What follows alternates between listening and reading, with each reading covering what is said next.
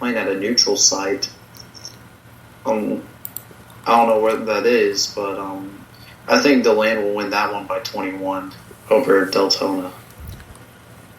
Yeah, from what I could tell, DeLand seems to be in a much stronger place than Deltona at this point. And I did see the Pinkos spread for that game. Where it was DeLand by 51 over Deltona. Yikes. Yeah, well, part of it is Deltona's the team, they've had struggles for a while, too. They're just a program that has so many struggles, too. And DeLand's a team that's gotten to be so much better within the last few years, because I know they were struggling for a few years, and then, they got pretty solid again. But, yeah, that's a crazy score to predict by 51. I mean, if it goes higher than that, I wouldn't be too surprised. I'm gonna cut the one I got. Sorry, I'm going to cut the distance a little bit on mine. I'm going to say DeLand by 35. 35? Okay. Like I said, it'll probably still be a DeLand winning by a lot. Another one I got, Terry Parker will be hosting Atlantic Coast. Atlantic Coast is coming off their bye week. This game, this one I think will be actually interesting as well. I don't know who else would. It hasn't been talked about as much, but Terry Parker, they look really good as well. They're a team that's been they've been one of the most talked about teams as well, and I know they were struggling for a while as well. And I actually saw the video the other day of, I think it was one of their coaches was putting up that 2019 district champions year up on there at their stadium. So, and that was their first district championship since 2000. So almost 2 whole decades it's been since they won a district. And I think this game right here I think it will be a pretty close one. And Atlantic Coast, they've got talent as well too. But after what we've seen with Mandarin, they actually can hang with some of the best teams, I believe. And I think Atlantic Coast has potential. So I'm going to go with Terry Parker by 10 on this one. It should be a very close matchup. I see Pinkos has Parker by 3, and I'm going to take that pick as well. So I'll take Terry Parker by a field goal here.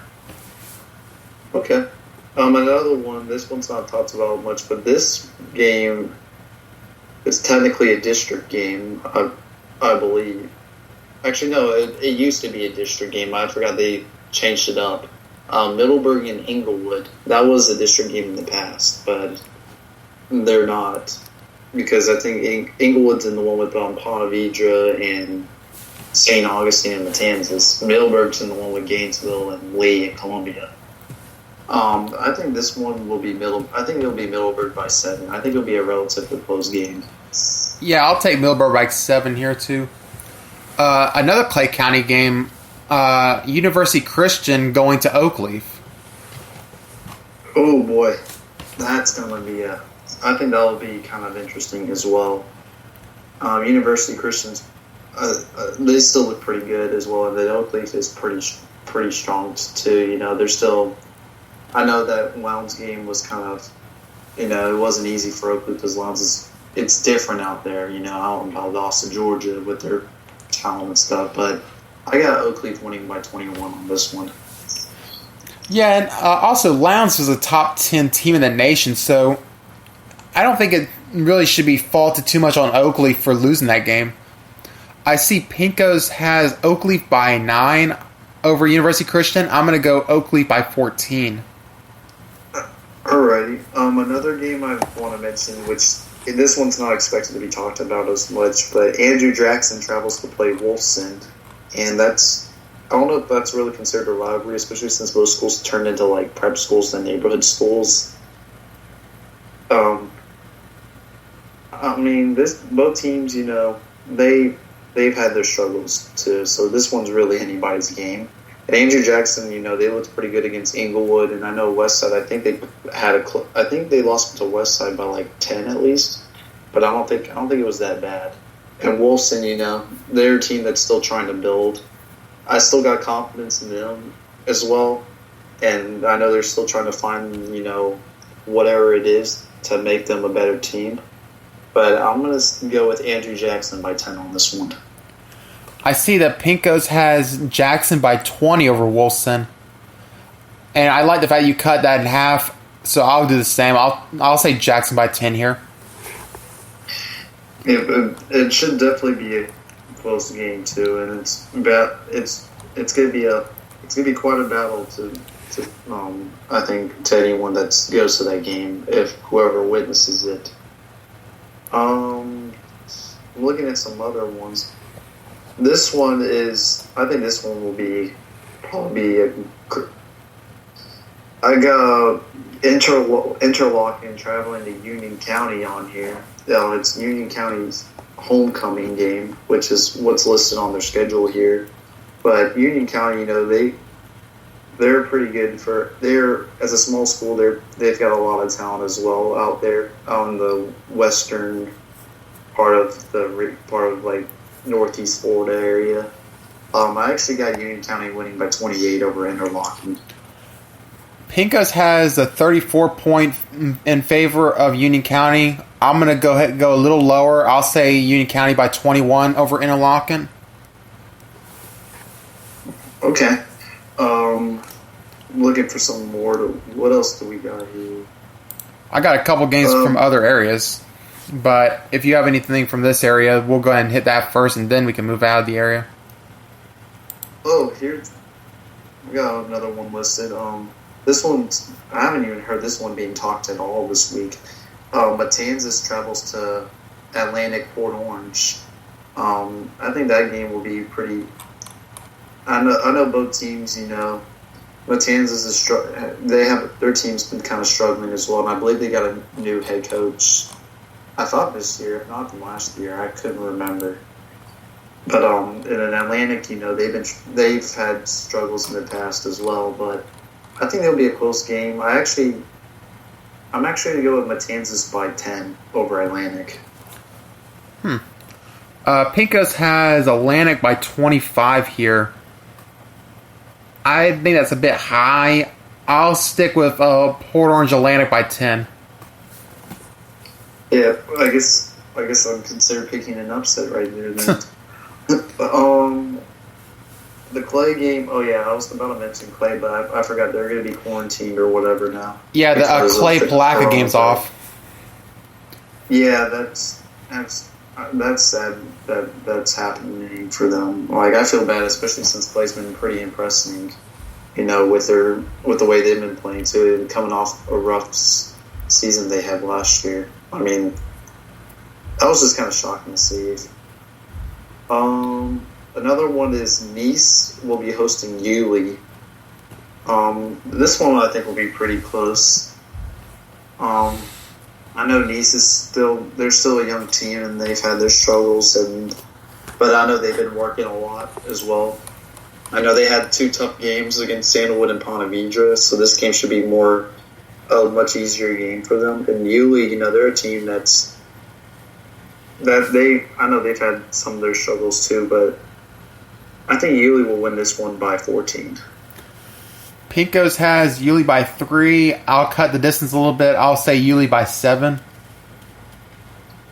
And again, like I said, it's probably be a game that'll probably be relatively close, but that's a game for Nice will determine really how their rest of their season may look as well. Because Yulee, that should be a close game, I think, too. And Yulee's kind of young still as well, but we will find out. We will see how that goes. Let's see here.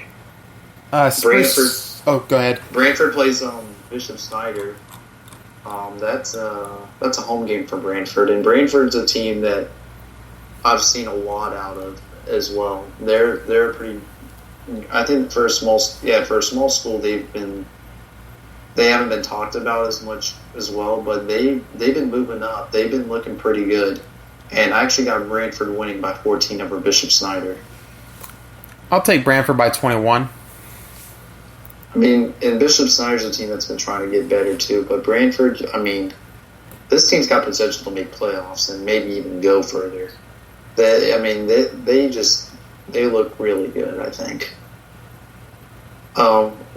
What do you have listed as what do we have left to cover? I got one more one.